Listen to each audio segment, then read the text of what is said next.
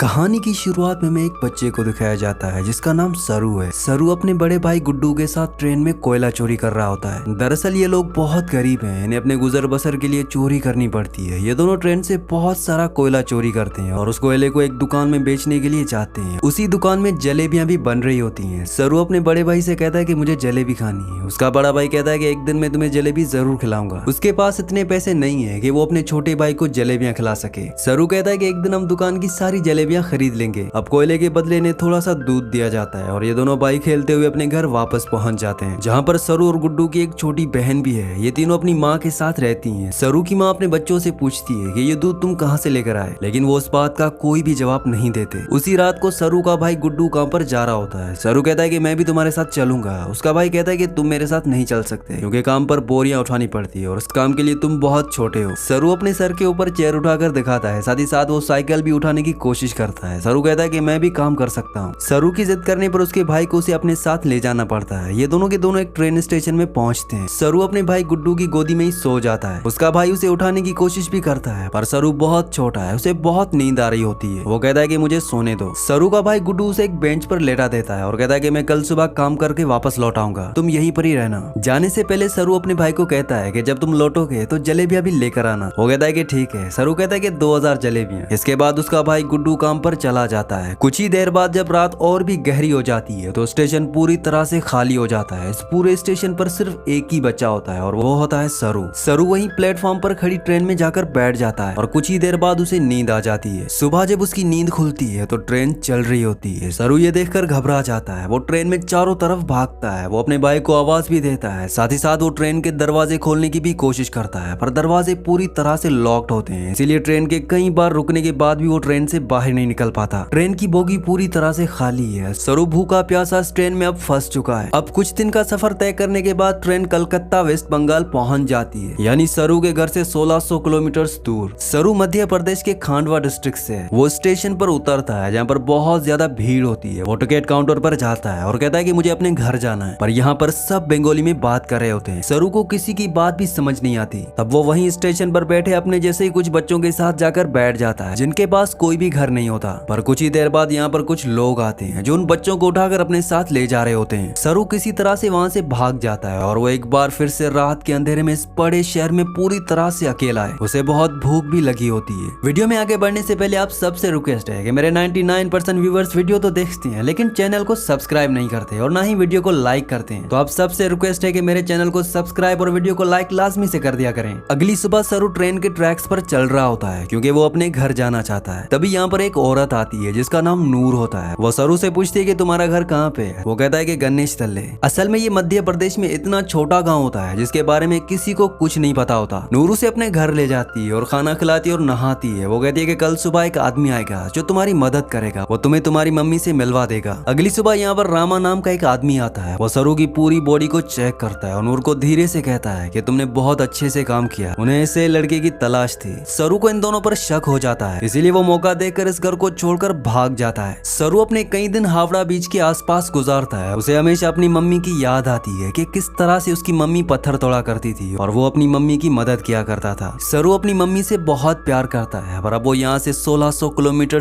दूर है जिसके बारे में सरू को कुछ भी नहीं पता। सरू को इसी तरह से यहाँ पर 2 महीने गुजर जाते हैं और एक सुबह जब बारिश हो रही होती है तो वो एक कैफे के बाहर बैठा होता है। कैफे के अंदर एक लड़का कॉफी पी रहा होता है और बाहर से सरू उसकी नकल उतार रहा होता है। वो लड़का बाहर आता है और सरू को कुछ खाने के लिए देता है। इसके बाद वो सरू को अपने साथ पुलिस स्टेशन ले जाता है। वो बताता है कि इस लड़के को बंगाली बोलनी नहीं आती, ये हिंदी में बात करता है। जब मैंने इससे पूछा कि तुम कहाँ से हो तो उसने बताया कि गणेश तल्ले से। असल में इस जगह के बारे में ना लड़के को और ना ही पुलिस वाले को कुछ पता होता है क्योंकि ये मध्य प्रदेश में एक बहुत छोटा सा गाँव है। लड़का सरू से उसकी मम्मी का नाम भी पूछता है। सरू कहता है कि मेरी मम्मी का नाम अम्मी है। दरअसल सरू अभी इतना छोटा है कि उसे अपनी मम्मी का नाम भी नहीं पता होता। उसे बस यही पता होता है कि मम्मी को अम्मी कहा जाता है। पुलिस उसके पेरेंट्स को ढूंढने की बहुत कोशिश करती है पर सरू के घर का, उसके गांव का, उसकी फैमिली का कुछ भी पता नहीं चलता। इसीलिए पुलिस उसे एक ऑर्फनेज में भेज देती है। सरू 3 महीने वहां पर गुजारता है और 3 महीने के बाद सरू से एक लेडी मिलने आती है जिसका नाम मिस सूद होता है। वो सरू को बताती है कि पिछले 3 महीनों से हम तुम्हारी अम्मी को, तुम्हारी फैमिली को ढूंढने की कोशिश कर रहे हैं पर कुछ भी पता नहीं चला। हमने न्यूज़पेपर्स में इश्तिहार भी दिए है जिस न्यूज़पेपर को हर रोज 1.5 करोड़ लोग पढ़ते हैं पर इसका भी कोई फायदा नहीं हुआ। सरू कहता है कि मेरा घर यहाँ से बहुत दूर है, मैं अपनी अम्मी उन्हीं के पास गुड्डू के पास जाना चाहता हूँ। मिसेस सूद कहती है कि हमने हर जगह तलाश करने की कोशिश की, अब इंतजार करने का कोई फायदा नहीं है। एक ऑस्ट्रेलियन कपल है जो तुम्हें अडॉप्ट करना चाहता है, वो बहुत अच्छे लोग हैं, उनके साथ तुम बहुत खुश रहोगे, तुम्हें ऑस्ट्रेलिया जाना होगा। इसके बाद मिसेस सूद सरू को अपने साथ अपने घर ले आती है, जहाँ पर कुछ और भी बच्चे होते हैं। मिसेस सूद सबको इंग्लिश के वर्ड्स, टेबल मैनर्स सब कुछ सिखाती है। और अब इसके बाद सरू को ऑस्ट्रेलिया भेज दिया जाता है, जहाँ पर मिस्टर जॉन और उनकी वाइफ सू, जिन्होंने सरू को एडॉप्ट किया होता है, उसे देखकर वो बहुत खुश होते हैं। सरू को ये अपने घर ले आते हैं। छोटे से मिट्टी के घर में रहने वाला सरू जब इस घर को देखता है तो वो पूरी तरह से हैरान हो जाता है, साथ ही बहुत गुमसुम भी होता है, क्योंकि ये कंट्री, यहाँ की हवा, मिट्टी सब सरू के लिए पूरी तरह से नए हैं। सरू की मॉम, जिसका नाम सू है, जिसने सरू को एडॉप्ट किया है, वो सरू से इंग्लिश में कहती है कि मुझे पता है कि तुम्हारा सफर इतना आसान नहीं था,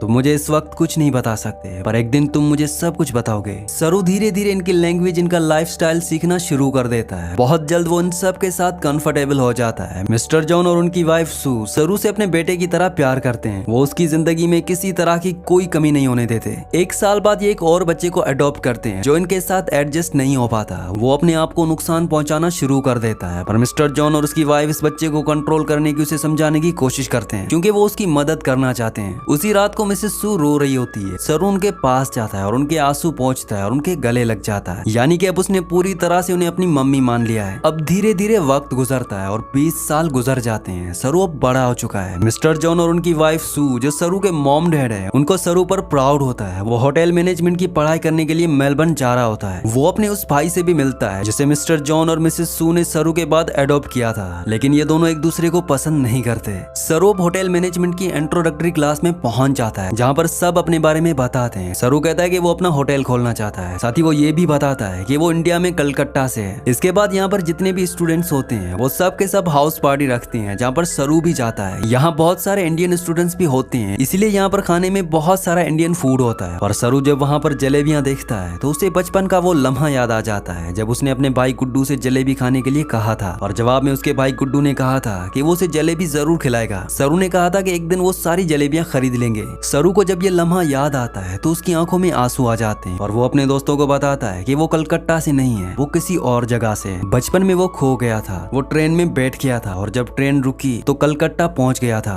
यहाँ पर एक लड़की उसे पूछती है कि वो ट्रेन में कितने दिनों तक था। सरू कहता है कि 2-3 दिन तक। वो लड़की उसके गाँव का नाम पूछती है। सरू कहता है कि गणेश स्थल है, लेकिन सरू को अब ये भी नहीं पता कि वो अपने गाँव का नाम अच्छे से प्रोनाउंस कर पा रहा है कि नहीं, क्योंकि उसे हिंदी बोलनी नहीं आती, वो अब सिर्फ इंग्लिश बोल सकता है। यहाँ पर एक लड़का उसे कहता है कि कलकत्ता की हावड़ा ब्रिज थी जहाँ पर तुम बचपन में पहुंचे थे, और वहाँ से हम टाइम और ट्रेन की स्पीड को कैलकुलेट करें और वापस जाएं तो हम तुम्हारे गाँव के आसपास की रेडियस में पहुंच सकते हैं। यहाँ पर एक लड़की उसे गूगल अर्थ के बारे में भी बताती। वो कहती है कि गूगल अर्थ के सहारे तुम दुनिया की किसी भी जगह को ढूंढ सकते हो, लेकिन सरू इस बारे में और ज्यादा बात करने से मना कर देता है। इसके बाद ये पार्टी से निकल जाते हैं। अगली सुबह जब सरू उठता है तो उसे अपने पेरेंट्स की, अपने घर की, अपने गाँव की याद आती है। उसे एहसास होता है कि उसके खो जाने के बाद उसकी मॉम, भाई, बहन उसके लिए कितने परेशान हुए होंगे। इसीलिए वो गूगल अर्थ एप्लीकेशन के जरिए साथ ही साथ स्टेशन से अपने घर की जो दूरी होती है उसकी कैलकुलेशन करके हर तरह से अपने गांव गणेश तले को ढूंढने की कोशिश करता है, पर उसकी सारी कोशिश पूरी तरह से बेकार हो जाती है। अब धीरे धीरे वक्त गुजरता है और 3 साल गुजर जाते हैं। लूसी का और सरू का रिश्ता अब और भी ज्यादा गहरा हो चुका है। असल में ये दोनों एक दूसरे से बहुत प्यार करते हैं, पर सरू आज भी अपनी फैमिली के लिए परेशान है। उसे कई बार अपने भाई की इमेज दिखती है। उसे एहसास होता है कि उसका भाई उसे कह रहा है कि उसे घर चले जाना चाहिए। सरू अपनी फैमिली की यादों में उन्हें ढूंढने में इतना खोया होता है कि धीरे धीरे वो लूसी से अलग हो जाता है। वो लूसी से कहता है कि तुम मुझसे बेहतर इंसान डिजर्व करती हो। लूसी और सरू अलग हो जाते हैं। अब कई महीनों के बाद लूसी को सरू अब एक दिन एस्केलेटर पर देखता है तो वो उसे बात करता है और उसे कहता है कि वो उसे बहुत मिस करता है। इसके बाद एक बार फिर से ये दोनों एक दूसरे के बहुत क्लोज हो जाते हैं। लूसी सरू से कहती है कि तुम्हें अपनी मॉम के पास जाना चाहिए, उन्हें तुम्हारी जरूरत है। सरू अपनी मॉम के पास जाता है जिनकी तबीयत बहुत खराब होती है। सरू को आज तक ये लगता था कि उसकी मॉम ने उसे अडॉप्ट इसलिए किया क्योंकि वो कभी माँ नहीं बन सकती, पर सू सरू को बताती है कि मैं माँ बन सकती थी, पर मैंने और तुम्हारे डैड जॉन ने ये डिसाइड किया था कि हम 2 बच्चों को अडॉप्ट करेंगे, क्योंकि इस दुनिया में बहुत सारे ऐसे बच्चे हैं जिन्हें माँ बाप की फैमिली की जरूरत है। वो सरू को अपने बचपन का एक एक्सपीरियंस भी बताती है। वो कहती है कि मेरे डैड बहुत ज्यादा अल्कोहल पीते थे, वो एक अच्छे इंसान नहीं थे, मैं हमेशा डरी डरी रहती थी, और एक दिन जब मैं अपने घर के पीछे गई तभी मुझे खेत के दूसरी तरफ एक बच्चा दिखा जिसकी ब्राउन स्किन थी, और अगले पल वो बच्चा मेरी साइड में खड़ा था। उस पर मुझे एहसास हो गया कि अब मेरी जिंदगी में सब कुछ ठीक होगा। फिर तुम और तुम्हारा भाई मेरी जिंदगी में आए, लेकिन अब तुम मुझसे बात नहीं करते, मुझे तुम्हारी जरूरत है। सरू को यहाँ पर एहसास होता है कि उसे अपनी मॉम का साथ देना चाहिए और साथ ही वो अपनी बायोलॉजिकल मदर को भी ढूंढना चाहता है, अपने भाई को भी ढूंढना चाहता है। इसीलिए वो एक बार फिर से गूगल अर्थ पर अपने गांव को ढूंढने की कोशिश करता है और जब वो इंडिया के अलग अलग हिस्सों को जूम करके देखता है तो उसे वो जगह दिख जाती है जहाँ पर उसकी मॉम पत्थर तोड़ा करती थी। इसके बाद वो धीरे धीरे आसपास की पूरी एरिया को सर्च करता है और उसे अपना गाँव जिसका नाम गणेश तल्ले है वो मिल जाता है। उसे पता चल जाता है कि उसका गाँव मध्य प्रदेश के खांडवा डिस्ट्रिक्ट में है। इस बात से वो बहुत खुश होता है। वो ये बात लूसी को और अपनी मॉम को भी बताता है। उसकी मॉम भी उसके लिए बहुत खुश होती है क्योंकि उसकी मॉम और उसके डैड चाहती हैं कि वो इंडिया जाकर अपनी फैमिली से मिले। सरू अब इंडिया आ जाता है और वो उस जगह पहुंच जाता है जहाँ पर उसने अपना बचपन गुजारा था। वो धीरे धीरे बचपन की यादों से आगे बढ़ता हुआ उस घर तक पहुंच जाता है जहाँ पर बचपन में वो अपनी मॉम, अपने भाई, अपनी बहन के साथ रहा करता था। पर अब इस घर में कोई भी नहीं रहता। वो आस पड़ोस से पूछने की कोशिश भी करता है लेकिन उसकी लैंग्वेज किसी को भी समझ नहीं आती और ना ही अब वो हिंदी समझ सकता है। तभी वहाँ पर एक आदमी आता है जिसे इंग्लिश आती है। सरू से अपने भाई और अपनी बहन का नाम बताता है। वो उसे पूछता है कि जो फैमिली पहले इस घर में रहा करती थी अब वो कहाँ चली गई, और वो आदमी उसकी बात का जवाब नहीं देता। वो वहाँ से चला जाता है पर कुछ ही पलों के बाद वो लौट कर आता है और सरू को इशारा करता है। सरू जब उस तरफ जाता है तो वो देखता है कि सामने एक बूढ़ी औरत आ रही होती है और ये बूढ़ी औरत और कोई नहीं बल्कि वो होती है जिसकी गोद में सरू ने अपना बचपन बिताया था। ये उसकी बायोलॉजिकल मॉम होती है। वो उनके गले लगकर बहुत रोता है। सरू की मॉम आज तक इस गाँव को छोड़कर इसलिए नहीं गई थी क्योंकि उसे यकीन था कि एक दिन उसका बेटा लौटकर जरूर आएगा। सरू की बहन भी यहाँ पर होती है। वो अपनी बहन को अपने गले से लगा लेता है पर सरू अपने भाई से मिल नहीं पाता। उसे पता चलता है कि जिस रात वो अपने भाई के साथ काम पर गया था पर सरू को नींद आ रही थी, इसीलिए उसके भाई ने उसे बेंच पर सुला दिया था। और जब उसका भाई जा रहा था तो सरू ने अपने भाई से कहा था कि सुबह जलेबी लेकर आना। उसी रात को उसके भाई गुड्डू की एक ट्रेन एक्सीडेंट में मौत हो गई थी। यानी कि एक माँ ने एक ही रात में अपने दोनों बेटों को खो दिया। पर उसकी उम्मीद खुदा पर उसका यकीन था जो इतने सालों तक वो अपने छोटे बेटे सरू का इंतजार करती रही और आज 25 सालों के बाद उसका बेटा वापस लौट आया। सरू उसके बाद ऑस्ट्रेलिया में अपने मॉम और डैड को कॉल करता है। वो उन्हें बताता है कि मुझे मेरी फैमिली मिल गई पर इससे कुछ भी नहीं बदलता। आज भी आप मेरे लिए वही हो जो पहले थे, आप मेरे मॉम डैड हो। इसके बाद सरू उन सभी जगहों पर जाता है जहाँ पर वो अपने भाई के साथ खेला करता था और इन जगहों पर जाकर उसे बचपन की याद आ जाती है जब वो इन्हीं रास्तों पर अपने भाई के साथ चला करता था। सरू को यहाँ पर एक और बात पता चलती है कि उसका नाम सरू नहीं बल्कि शेरू है जिसका मतलब होता है लायन। आखिर में कुछ असली फुटेज दिखाई जाती है जिसमें सरू के वो माँ बाप जिसने उसे अडॉप्ट किया था वो इंडिया आते हैं। इंडिया में जो सरू की बायोलॉजिकल मॉम होती है वो उन्हें अपने गले से लगा लेती है। इसी के साथ इस मूवी का, इस सच्ची कहानी का एंड हो जाता है। अगली कहानी आप किस मूवी पर सुनना चाहते हैं मुझे नीचे कमेंट्स में जरूर बताना। और अगर ये वीडियो आपको पसंद आई हो तो इस वीडियो को लाइक लाजमी से कर देना और चैनल को भी सब्सक्राइब कर देना।